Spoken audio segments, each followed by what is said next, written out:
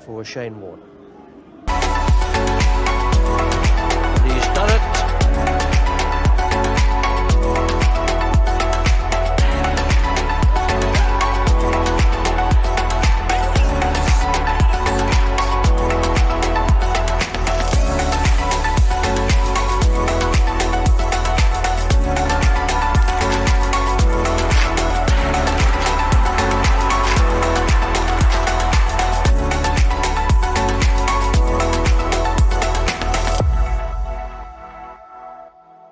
We would like to begin by acknowledging the traditional custodians of the lands on which we meet today and pay our respects to their elders past, present and emerging. We extend that respect to Aboriginal and Torres Strait Islander people listening in. Ladies and gentlemen, welcome to Aussies Abroad on the B Sample Sports Network. This week, guys, we have a very special show for you. It's just the two of us. Ness is not here with us. She's driving a Harvester. It is the two of us. She's driving a Harvester on her holiday with her family, which sounds really strange and weird, but follow her on Instagram to see what she's up to. I'm sure you guys will have a great time. Mr. Bo Kennett, welcome back, mate. How was your facial rejuvenation surgery that you had? Yeah, mate, excellent. As you can see, I'm glowing now after going in under the knife a little there. So I had to get rid of makeup for the pod, but everything's going smooth now. So I'm really transitioning into my true self. We love it. Very nice. All good, man. All honestly, all good. Lady and I are on a bit of a health kick at the moment. Not drinking. It's coming up to 3 or 4 weeks, I think, without a beer. So that's going good. Eating healthy, back in the gym, that kind of thing. So that's been sick, actually. I'm low-key enjoying. Yeah, I've been back there a couple of weeks myself. As you can see, I'm still in my singlet because I've turned up here with this on and that was it. So I'm sorry for everyone at home, but this is what I have on. So that's how it is. And yeah, it's been a good couple of weeks since we have been on the show. So let's sort of run through a few things very fast. If you haven't seen them yet, jump on and check out the interviews we did a couple of weeks back. We got Gus Wallen, which was a fantastic interview. Hop on and see that. And a couple of others which don't come to mind at the moment, but definitely hop on and check those out. Right, there's been a lot happening in sport the last couple of weeks. Let's start with the Wallabies. Now, the Wallabies had a good win over the Japanese, and they've now gone over to Europe, and they got beaten very late against Scotland on the weekend, but they're playing England this week. They've had a few big wins recently against Argentina and South Africa, the world champions, but I think England will be a much bigger task, and I think England are coached by Eddie Jones. So I think, mate, how do you feel about the Aussies' chances against the English? There seems to be nothing better in this world than us beating the English. Do you think we have a chance at all? We got to have a chance. I think, like you've just touched on, it's kind of depends who rocks up. We've been so inconsistent. So give us a chance. Why not? But I look forward to it. Absolutely. I think it's going to be a great time. We'll touch on that later, but I think the game's about 4 a.m. on Sunday morning, but we'll talk about that going forward. Now, Greg Inglis, former South Sydney centre, winger, fullback, he has decided to join the Maxfield in the New South Wales second division competition. I spent a bit of time up there about 10 years back, and this is more of a competition where you have a few stubbies on a Friday night or before you start the game. Mate, how would you feel if you had a few stubbies before your game and realised you were lining up against Greg Inglis? Matt, nervous as heck, hey. Even without a few beers, you'd probably be better off with a few beers in you before you lined up against him. I can't imagine it, but I think if you're playing in that kind of grade, you'd more be looking forward to it than anything. It's you got a superstar. You'd be asking for a signature after the game. I think there'd be a few guys out there after his scalp. Definitely, I think. Also true. Yeah. Also very true. I think he's probably going to get targeted a bit more than he usually would. So I'm sure there'll be a few guys out there who've had 6 or 8 deep, and they're like, "I've got you, mate. I'm coming." So it's interesting though. We don't really see it with NRL NRL players that are kind of over the hill, and I mean that in a respectful way. you don't really see him ever again, especially playing in like a Div 2, like you've mentioned. So it's interesting. It's probably great for the league. Definitely, And the guys they'll be stoked to be around him. Who was the young Aboriginal guy for South? Was it Chrissy Standow? Chris And Sandow, didn't he go out? He go off to the league somewhere in the middle of Queensland back in the day. Did too. Not sure. I'm not sure whatever. Because he was hunting for like $1 million awesome. a year while he was at Parramatta. Yeah, he was. And Oh, all of a I sudden, didn't know he just that actually. vanished. Yeah.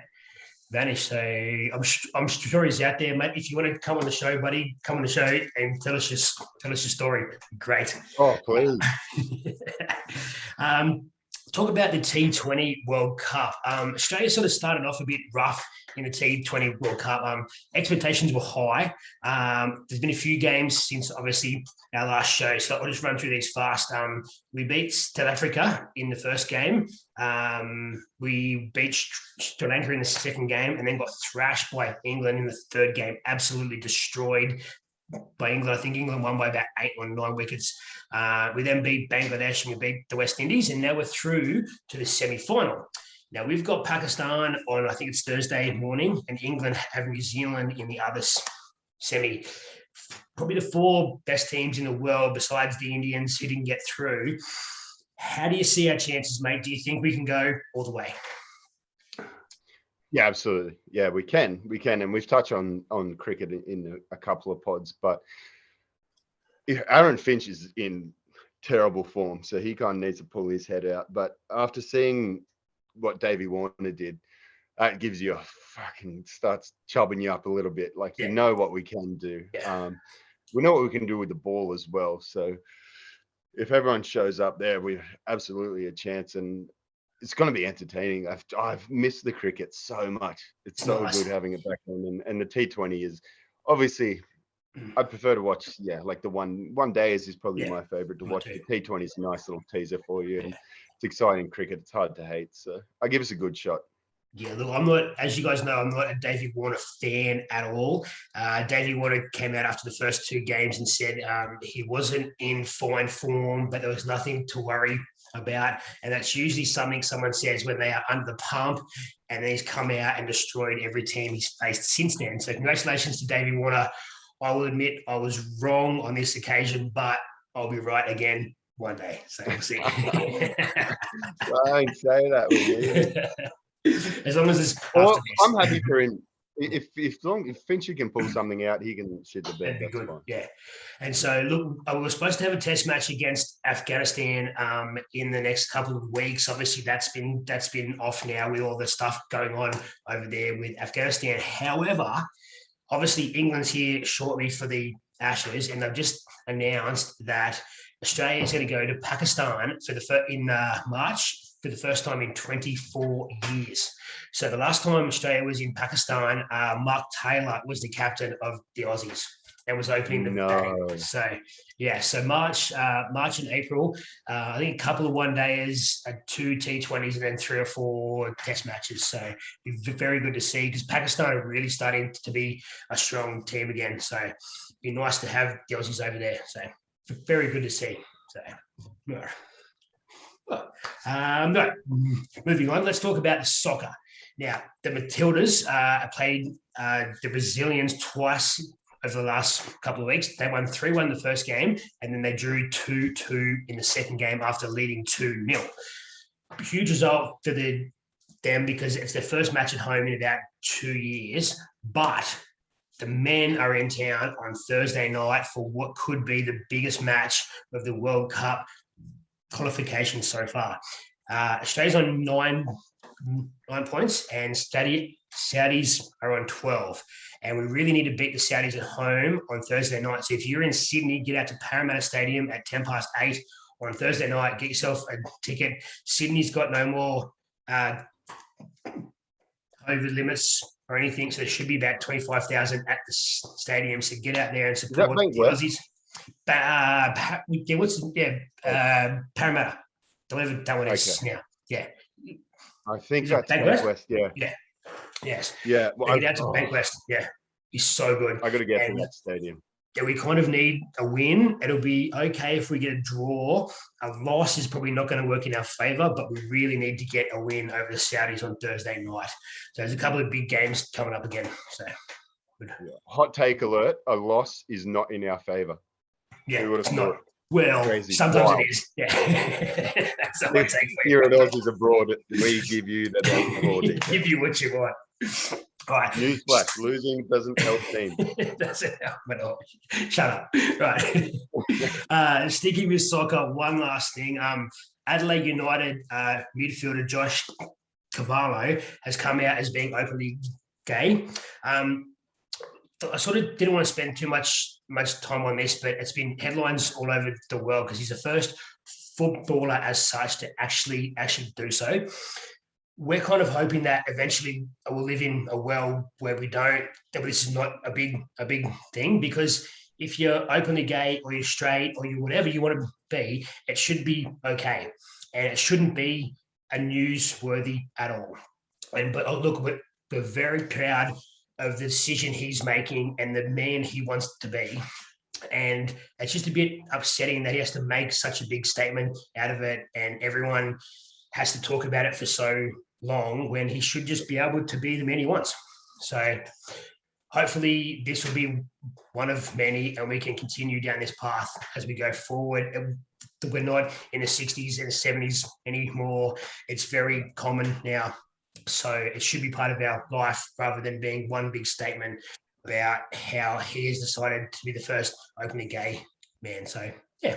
We'll stick to it. Yeah, well said, man. I think we are trending in the right direction with all this, and considering where we have come from, it is these little baby steps, which I think we all have to admit is still not how it should be. But these baby steps do help us progress, and the future looks bright for everyone to be able to come out as who they are in any work, in any career. I think the sporting players or people that we see on the TV a lot obviously have the biggest they can move the needle, I guess, the most. So the more we see it, the more easy it's going to be, and the more we get to all live our true lives. So exactly.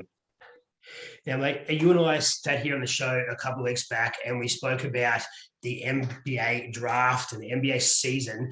Now, you picked a name out for us from Adelaide over here, and he was drafted into OKC. Let's talk about him, Josh Giddey. He has taken the NBA by storm. They're calling him an all-star already, about 8 or 9 games in, and OKC are flying with him coming off the bench and rebounds and assists and everything. He is the man. Tell us about how you found him first. Yeah, truth be told, I think it might have been Luca actually. I spoke to him early on in the season because he's a big he's obviously a big fan, but he knows our league here pretty well. And he said the start of the season, it was a guy to keep an eye out for.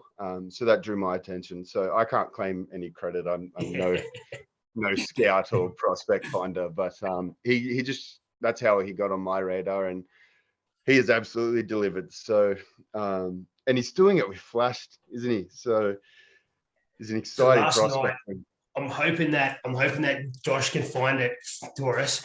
There was a shot he took yesterday from about 5 meters outside the arc and just nailed it, 3 points, and it was just incredible to see. And like just stepped up, went, there you go, done, and turned his back, and yeah, they are loving him over there. He's doing very, very well. So very good to see.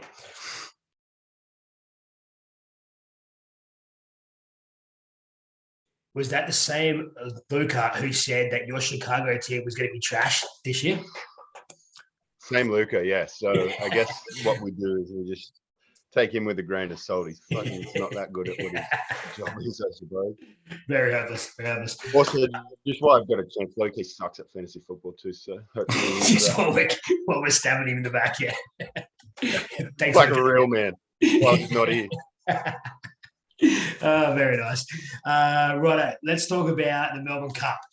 Very elegant. We've been on to win the Melbourne Cup a Tuesday, week and a half ago now, and I'm a big James McDonald fan, and I was on JMac, and in my punters club we picked the trifecta. So congratulations to us. We were reaping in the money last Tuesday. So thank you very much to JMac for once again proving that you are the best horse rider in Australia and have been for a good couple of years now. So thank you very much. I owe you a schooner or two. So thank you.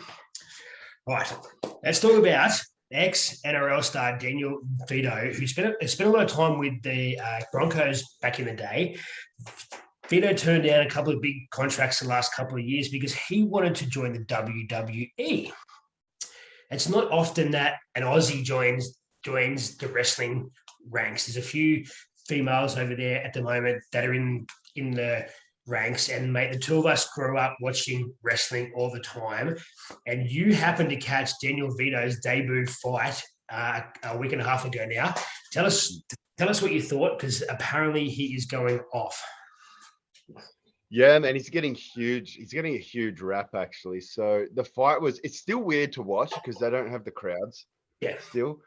So it's never going to be quite that entertaining. It just doesn't bring the excitement, but his match itself was really good. And the most interesting part was he made a mistake. So he's fucked up one of his moves where he's meant to like jump over a guy that's running under him, but his leg has caught him like kind of by the neck, and he's just ad-libbed it into this takedown, which now the whole of the Twitter world is saying like that needs to become his finisher move. So if you get a chance to watch it, like he's done it so smoothly that I'm kind of questioning if it was a mistake or not. But he's just level-headed, so he's done that. He looks good, and he's got plenty of reps, man. So Nice. I definitely didn't give him a chance when he left the NRL. It's like this guy's. He's got bricks in his head, but I guess he's proved me and probably a few people wrong, and I hope he continues to kill it. But yeah, definitely get out there and watch what he's done, this finisher move, which hopefully becomes his finisher move. He's done well. Another Aussie on the world stage, just destroying it, just by the rest of them. So, all right, guys, look, that's all the news we have this week, but let's talk about the good, bad, and ugly now, mate. I'm going to let you go first because my ugly this week is ugly. So I'll let you go first this week, mate. What do you have for us? So my good this week is golf. I've had a couple of weeks here at home or working from home, and I've really got into the golf. It all started with just playing it on PlayStation and then started watching it. So it's without sounding like a loser or someone that's 70 years old, it's quite entertaining. So I watched I think it's Championship, which was in Japan, and then at Bermuda, which is where two Aussies actually killed it at Bermuda. We come first and second. Lucas Herbert is the guy that won. He was not in the top 50 of the standings before that, and that shot him right up there. But interesting to watch. Danny Lee, who's another Aussie, so he had the lead for all of day 4 basically, and then just randomly out of nowhere on about the 14th, 15th hole, just acted like he had other places to be. And even the commentators were like, I have never seen this. Like when you're watching golf, they talk to their caddy, they get advice, they fuck around for a bit. He's come up to the ball, looked, hit for like 4 holes in a row and hit like 4 over in those holes, lost his lead. But then managed to come back. He did well in the last couple of holes, and the guy in second kind of hit a couple over. So we did well for the Aussies there. Coming first and second there. So that's my good. I love the sport of golf. I watch it all the time. Well, not always, but I love to get out there at our local golf course down here too. It is a cheap 18 holes. We get a cart, we drive around, we drink a carton of beer. It is fantastic. It's a good day. So get out and support your local golf course, definitely. I don't have the patience though. Hey, I've got to play like 9 holes and then that's me done. And I'm mentally weak. So come about the 12th hole, you are drunk enough that you don't. Yeah, that's just how it is. I'm sorry. That's how it is. Yeah. My bad this week is the rest of the ACT gridiron. I'm going back this week, so bad for them that the season's starting. There's probably a lot of kids out there which aspirations of playing footy, doing well, but I think my boys, the team I play for, Centurions, I think we've got a little shout out here. Yes. Yeah, I think we got bad news for them coming in. So the boys are looking good. I'm excited, but bad news for the rest of the league. And So- ugly, going into ugly is sorry, if you are here in the ACT, 3 o'clock on Saturday for the juniors and 6 o'clock Saturday for the men's. Yes, sir. Centurions against the Glads. Gladiators. Yeah, the Glads. Yeah, that's it. Yes. So yeah, we kick Down off at at Tyrrell. 6 down at Yeah. Greenway Ovals there. So Beautiful. hopefully I'm there. praying to the weather gods. Yeah, God bless you. You'll be there.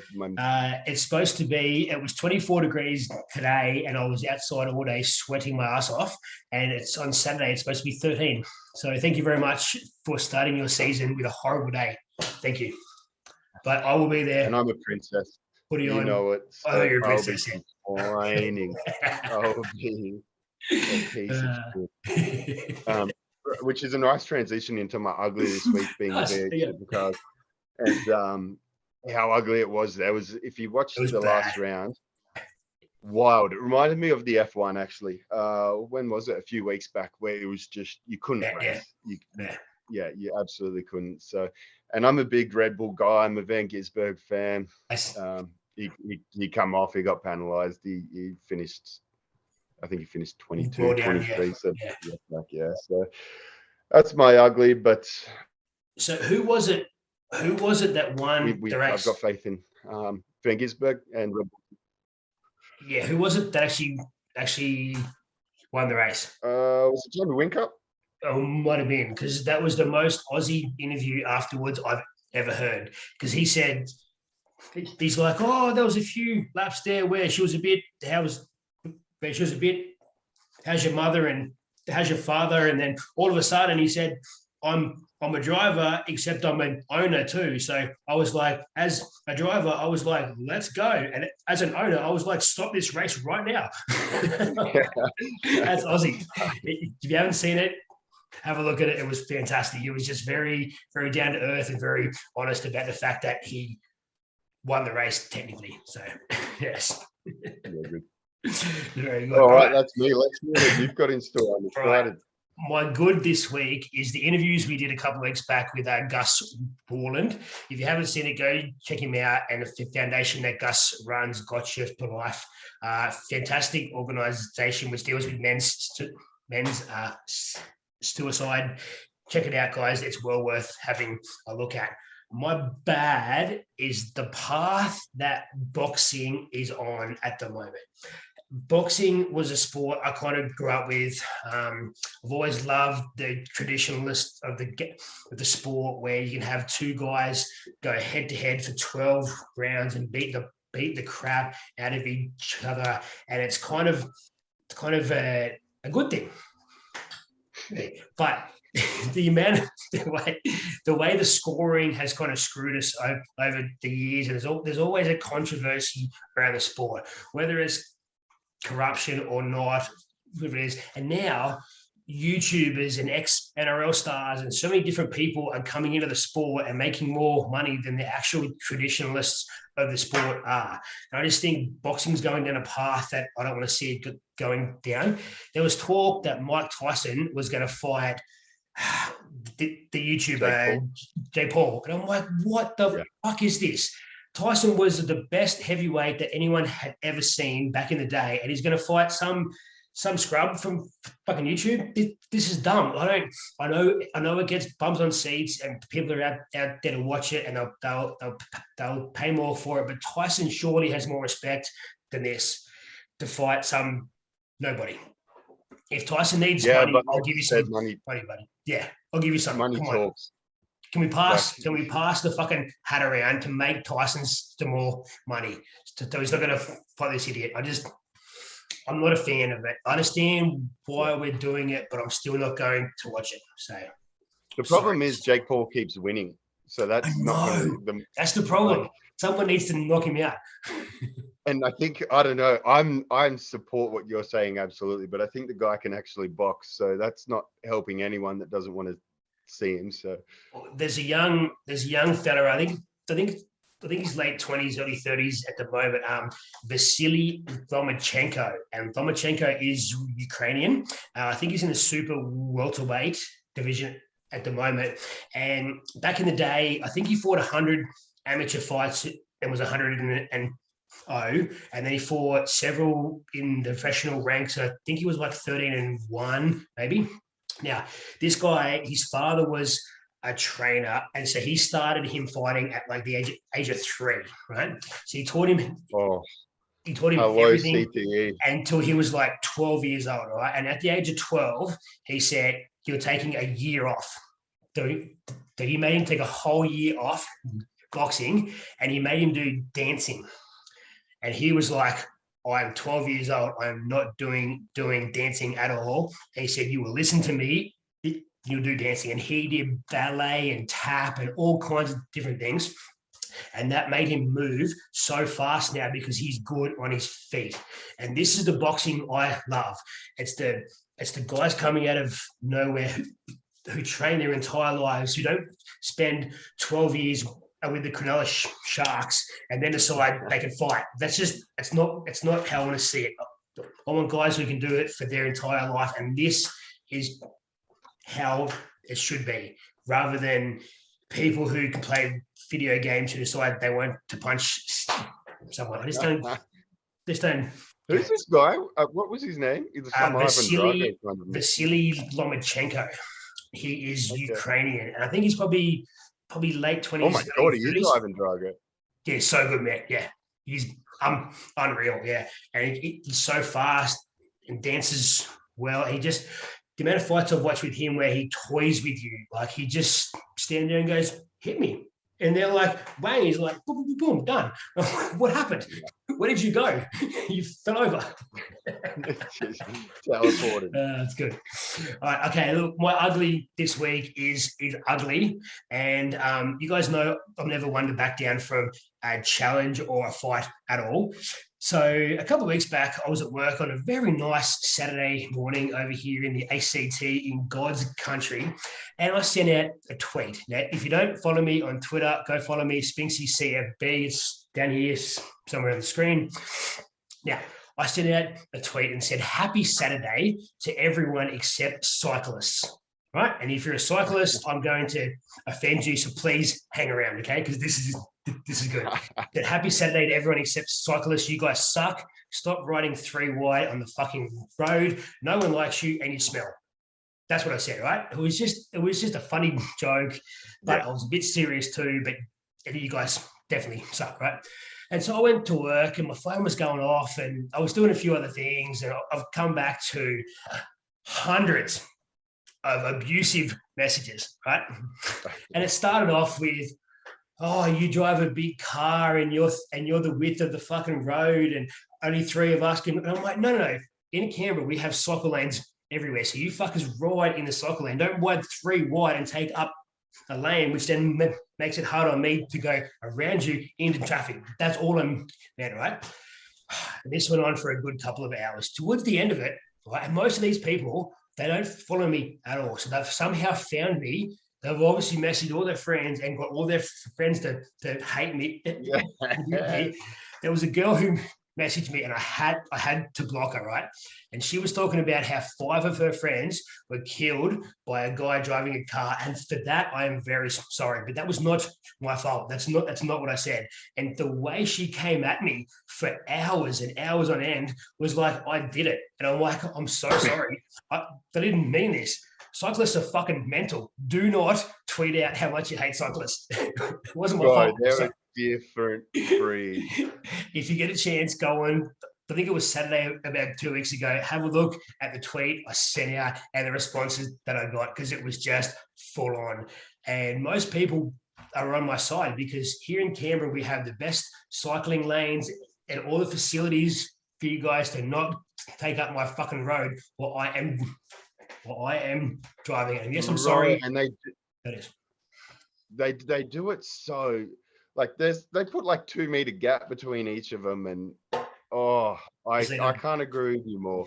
It's like I'm not even fine with them being on the road, but if you're gonna be on the road, at least not act like you in single file. own the road thing. Like Just like the rest I'm of okay if you want to talk to your buddy or something, but you don't need to be 3 meters off the gutter and then a 2 meter gap. Yeah, exactly. Slowing down traffic. You're putting other people's lives in danger, like you've said, when you got to go around them, and then there's oncoming traffic. Or it grinds my gears, man. I'm with you. Just thank you to all the cyclists who were on the show this week. Stick around. We'll see you guys next week. Right, look, there is heaps of good sport coming up in the next couple of days. Right, we've got the Socceroos on Thursday night at 8 o'clock against the Saudis. Definitely need a win in this one. And then we've got Friday morning, we've got the semi-final of the T20 World Cup, Australia and Pakistan. It's at 1 a.m. I will not be watching this game, but I'm sure I'll be having a look at highlights after I wake up. Sunday morning at 4:30, Australia plays England in the rugby at Twickenham. Always a massive home for rugby over there, and hopefully the Aussies can get a win over the English, because there's nothing more that we love than beating England, especially in their own home. College football, heaps of that on Sunday, and mate, your Indianapolis Colts will play on Monday in the NFL. A lot to talk about there. You guys are finally starting to hit a bit of form. Are you happy? We lost not last week, the week before in a divisional game, which meant everything to us. That hurt my soul. But we are looking good. So I'm excited. I think the future's bright. Just that loss that we copped 2 weeks back, that sucks. That hurts. We lost to a division opponent, which has the single worst fan base in all of the NFL. And I've been such a prick on Facebook. AFC stuff. No, you wouldn't do that, would you? Kind of thing. And I have just been getting abused. But overall, we look good. Quarterback is looking great. Everyone's gave him shit all off season that he sucks. And me too. All his numbers. Yeah, you include all his numbers. I was there. 10 guys. Yeah. We'll take it, man. And but future's bright. You're running back, Taylor. Oh, Jonathan Taylor. Yeah, I'm naming my firstborn child after him. So look, a bit of a backstory. Taylor was with I think it was Boise State, maybe. I can't remember who he was with, but he ran. Yeah, he ran for like 2,500 yards a season for 3 seasons in a row. That football team had one move: give the ball to this guy, and this guy runs. That was it. That was his only move, right? And so when he came out last year, I was like, there is no way this guy can ever have an NFL awesomeness, because he just runs. That's all he does. In college, I thought this guy's legs will be worn out. He's run more in 3 years than most guys do in like 10 years. And here we are, and you proved me wrong again. But I had the stats and figures for it, but I was wrong. So shout out to the Colts. Hope you guys are still winning games. I was worried about that. Yeah, me too. So I was worried about how much he carried the ball. Yeah, and my team, the Dallas Cowboys, got absolutely destroyed this week. So I'm not sure what happened there, but we'll just talk about that next week. It was bad. I'm over here as a Cowboy homer. I'm loving the Cowboys, and then they go shit the bed to Denver. As we approach the middle of November, it is almost time for a summer of cricket. And as we know, cricket will be going off this year. The Sheffield Shield is underway at the moment. T20 World Cup's almost over. The WBBL is still going at the moment. And we're about to come into some excellent summer of cricket. So, look, stay tuned, guys. We will have everything for you. And hopefully we'll have Ness back next week. If you follow Ness on Instagram, go check out her video of her driving the fucking harvester thing with her folks. So you could go on and see that. Until next week. See you guys next week. Very good.